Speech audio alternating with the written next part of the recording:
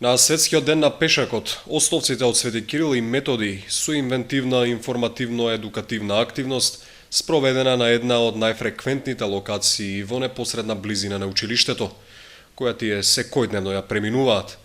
Полицијата ги сопираше случајните минувачи, а учениците спроведуваа своевидна анкета, колку тие ги почитуваат сообраќајните правила и прописи. Денешнава акција е по повод Меѓународен ден на пешакот. Таа неа ја организираат учениците од екоодборот со цел да се намалат сообраќајките, да се почитуваат правилата, сообраќајните знаци и во сообраќајот се да биде подобро. Ги замолуваме возачите да возат побавно, да ги почитуваат правилата и да мислат на пешаците и нивната безбедност. Светската здравствена организација наведува дека пешаците се 22% од вкупно 1.240.000 луѓе кои годишно гинат во сообраќајни инциденти.